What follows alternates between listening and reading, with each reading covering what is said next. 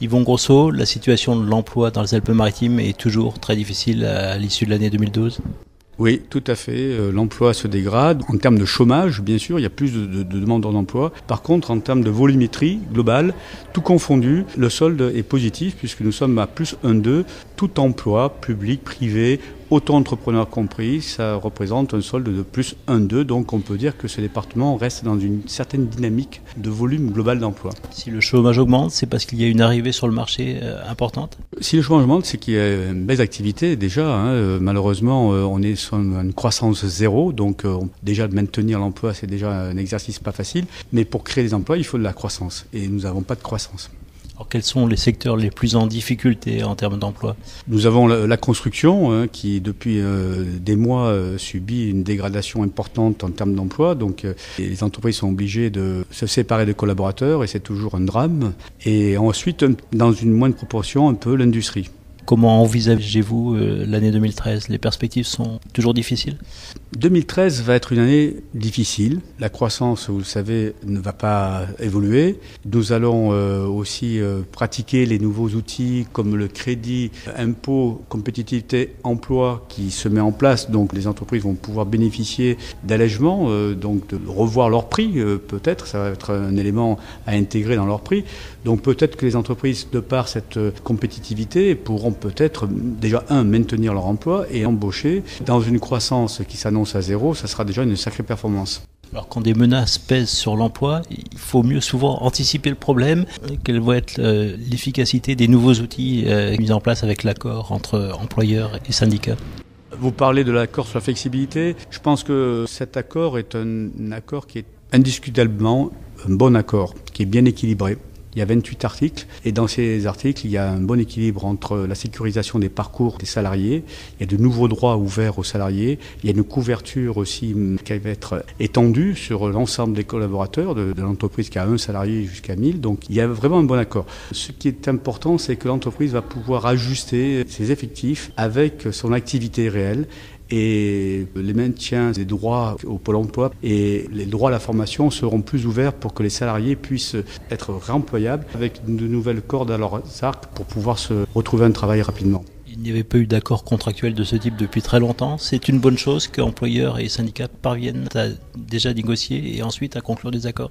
Oui, c'est un bon accord parce que depuis 1968, il n'y avait pas un accord entre les organisations syndicales, salariées et patronales sans que l'État intervienne. Il fallait enlever les concepts juridiques très lourds qui n'avaient pas été revus. Nous sommes dans le 21e siècle, nous sommes dans un marché mondial. La mondialisation nous frappe tous les jours.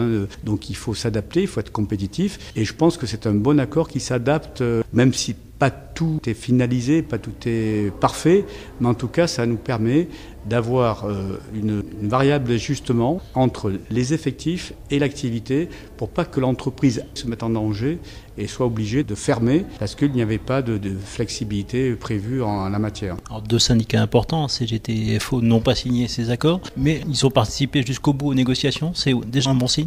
Oui, alors ils ont participé jusqu'au bout, mais ils n'ont pas signé. Mais en fait, du moment que sur les 5 organisations syndicales salariées, vous en avez 3 qui signent, donc CFDT, CFTC et CGC qui ont signé, l'accord prend toute sa valeur et sa dimension. Nous restons quand même vigilants quant à l'esprit dans lequel c'était négocié et les décrets qui vont en découler au mois de mai. Nous espérons que toute la machine technocratique et juridique ne vienne pas transformer l'esprit du départ avec les partenaires sociaux pour pas que ça devienne un accord qui ne sera pas applicable dans l'esprit dans lequel nous le pensions pour sauver le Made in France et pour que la France soit compétitive avec les entreprises mais avec aussi les salariés, les premiers acteurs de l'entreprise. Le Made in France et le Made in Côte d'Azur, ça a aussi un sens? Le Made in Côte d'Azur a un sens, évidemment. Il y a d'abord Made in France pour se battre avec le drapeau dans tous les pays, dans tous les continents. Et en France, nous avons un territoire très attractif qui est la Côte d'Azur. Donc quand vous venez vous installer en France ou quand vous devez y travailler, il vaut mieux choisir le Made in Côte d'Azur, effectivement. Alors, en parlant de Made in Côte d'Azur, justement, dans le département, l'UPE a créé un outil spécifique pour venir en aide aux entrepreneurs.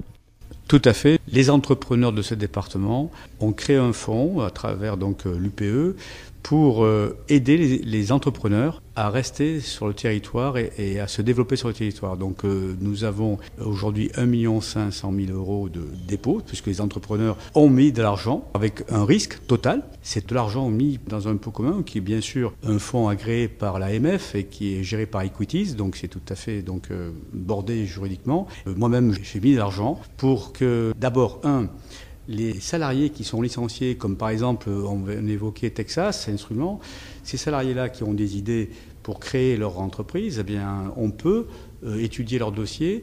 Et souvent, vous avez l'idée, mais vous n'avez pas les fonds, les premiers fonds. Et le fonds d'amorçage aidera ces jeunes créateurs à lancer leurs idées.